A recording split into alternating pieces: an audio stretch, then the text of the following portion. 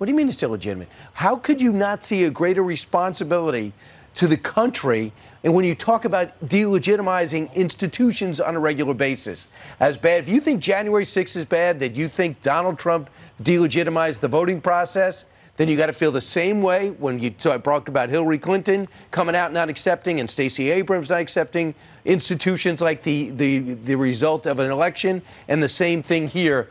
You don't like a decision by the Supreme Court, go protest. Right. But to say it's still illegitimate, it's not American, is inaccurate and destructive. Well, you know, it really can get old sometimes covering these people because they're just so lost in the sauce. For Brian Kilmeade to say that, you know, if you want to go after Trump for January 6th and denying his election loss, then you have to do the same thing for Hillary Clinton and Stacey Abrams. And it's like, no, we don't, because it wasn't the same thing. When Hillary Clinton lost, she wasn't happy about it, but she came out and she said that she lost. Donald Trump lost the 2020 election 2 years ago now. And, you know, he still won't give it up. Even though the January 6th hearings are showing that there's absolutely no evidence, even though we have him all over the phone saying that he needs 11,000 votes in Georgia, even though my man went to court and lost over 60 times. No. We have to compare that exactly to Hillary Clinton. Even though the Supreme Court justices said, no, we're not going to touch Roe v. Wade. No. Saying that they're illegitimate. No. We have to compare apples to oranges all the time. It's just ridiculous. So there's going to be almost no information coming out of these confirmation hearings from here on in. And basically, you had the Supreme Court justices who kicked everything back down to the states. To say it's impeachable is insane. And also to say that the Supreme Court is illegitimate. It's the same thing they always say. Donald Trump is illegitimate. George W. Bush is illegitimate. When something doesn't go your way, it's illegitimate. And then, you know, take the whole Donald Trump, Hillary Clinton, Stacey Abrams out of it. He mentioned the Supreme Court, too. Yeah, the Supreme Court is illegitimate. It's a 6-3 conservative. It's not just that it's conservative, but these people are clearly just conservative political activists.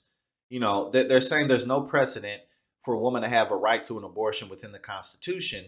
So they just go ahead and roll back those rights. This country's going backwards. Like, literally, we're going backwards, okay? And not only did the Supreme Court take away women's rights to an abortion and give states the ability to do whatever the hell they want with those laws, Clarence Thomas also is talking about going after Brown v. Board of Education and going after gay marriage.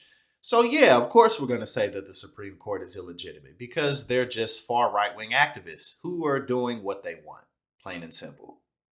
And then, like I covered on here maybe last week, Texas's Republican platform just completely rewrote itself for a number of things. But one of them being that, you know, being homosexual is abnormal. And so we got to do something about that.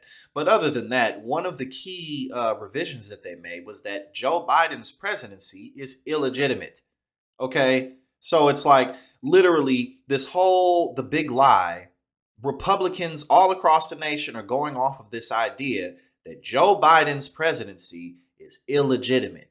So again, it's like, how can Brian Kilmeade sit here and say that, oh, the left is always talking about things being illegitimate, when literally that is going to be Donald Trump's 2024 presidential platform.